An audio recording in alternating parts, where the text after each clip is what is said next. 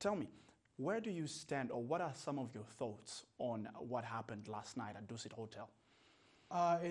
Thank you, first of all, for having me on the show. It's a pleasure to be here. It's so sad to learn of the human loss of life, and of course the conflicts that continue to rage on with Al-Shabaab and the Kenyan government, the loss of life. I think that these are security issues that need to be addressed as immediately and swiftly as possible in order for the Kenyan people themselves to recover from this incident and feel a sense of security in their own space. I think it's also incumbent on, just like my compatriot said earlier, that the community comes together as much as is possible to reinforce a sense of security, a sense of stability in the community to prevent such horrible attacks in the future, and work as much as possible with local law enforcement. All right, thank you very much, Isaac. Now, let me carry on with the conversation that we're actually supposed to be having. Now, we saw the number of ATMs, automated teller machines, going from about 405 to only 382 in a space of only 1 year. The competition is quite high for ATM machines, for ATMs, if you ask me today. What do you think is driving down these numbers at this rather fast pace?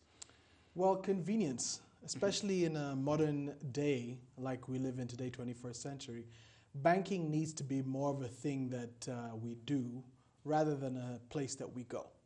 So being able to access banking services remotely, online, digitally, is really a strong step in the direction of convenience for consumers. And I think that's being reflected in many different ways. Do you think when you talk about convenience, maybe that the online platforms, alternative online platforms are doing a good job at this particular moment? I think they're providing... Don't fall for it. It's a tricky question. I think they're providing for us, or for consumers, an avenue that they didn't previously have. So I personally detest walking into a banking hall because it takes time away from me that I could be doing something else. So internet banking, online banking presents its own challenges, but there is a strong value proposition in being able to access banking resources remotely. Isaac, it is, of course, as according to your view, very interesting that you can now pay for a lot of things online or easily with your smart card. But something else happens when you have to go to a restaurant, or you have to go to a bank. No, not a bank. Or maybe say you have to pay for a particular service, but then you have at least an hour of trying and failing. This, with a country as Rwanda is, that is pushing for a cashless economy, is rather hard and should be looked into. But right now, what do you think is stopping this from fruitioning? To a purely cashless economy? I think that moving to an entirely cashless economy might be somewhat overambitious. I think that there's always going to be demographics and segments of the market that the convenience element might not immediately translate. All right. So cash still has its function and its place in the economy. That being said, having options to bank electronically does cut down significantly on the amount of time and effort invested in exacting banking services that don't necessarily require a hall. You spoke of convenience, and what came to my mind is that, well, maybe you have to walk a significant distance to find an ATM. But sometimes you also reach an ATM and there is no money at the ATM, or it's out of service. Do you think bankers are doing this intentionally, or do you actually think it is something that needs to be taken care of? Because it still serves a good number of the population. I think that banking itself as a field is facing quite a bit of disruption. All right. So both from the electronic age that we've moved into for the past 2 decades, and the increasing demand from the marketplace to be progressive, to be more modern with our services in the banking sector. I think that puts a massive strain on the structures in banks. Banks are trying to find new innovative ways to serve the market. They're trying to remain relevant.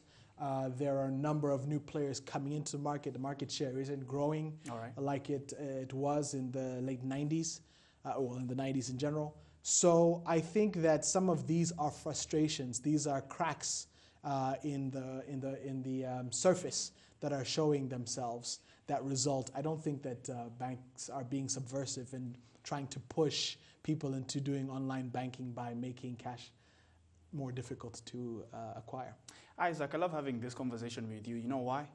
You are a financial literacy expert. So we saw numbers for the mobile money agents increasing by 50% between June 2017 and June 2018.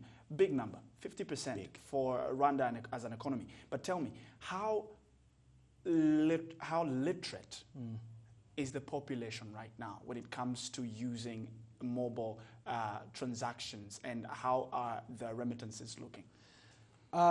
Okay, those are two separate issues. Remittances and literacy. I want us to tap into it because we have only 2 minutes to. Okay, so I think that as far as literacy is concerned, I don't have any data to support my position, but anecdotally, I believe that there is a very, very large gap that needs to be covered if we're going to proceed to become the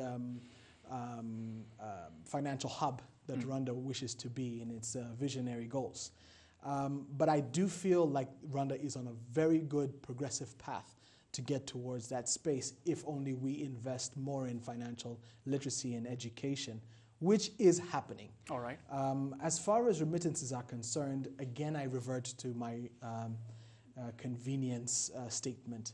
I myself, anecdotally, people around me, consumers, are finding it easier and easier to pull from their bank accounts onto their mobile wallets and move money conveniently without having to move destinations to deliver cash.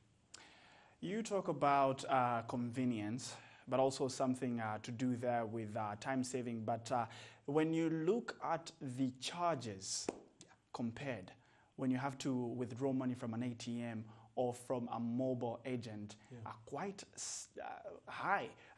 Let me give you a quick example. For Bank X in Rwanda, you will withdraw maybe a particular amount of money for only 200 Rwandan francs. If you go to a mobile agent, maybe 1,000 Rwandan francs, maybe 500. That's a lot of money. So how do we weigh this up? I think that's also a very interesting question, because I have dealt with it a number of times when talking about automated or digital banking services. I like to consider the time element and potentially even the travel function of using cash. All right. So if I am going to drive or walk to an ATM, all right. If I'm going to face the frustrations that you've previously mentioned, all right. I'm spending time which is impossible to recover. And which I could opportunity cost, because I could have been doing something more productive with that time. And if I'm using some kind of transportation mechanism, I'm going to pay for that as well. So when we factor in the over-under, there is a higher cost. But the question is, what is the entirety, the totality of the cost-benefit of analysis of using this service? Plus, we're also paying for convenience. I sound like I'm advertising for convenience and M&Os, but I do feel there is a significant contribution to my ability to produce if I use convenience solutions in my banking.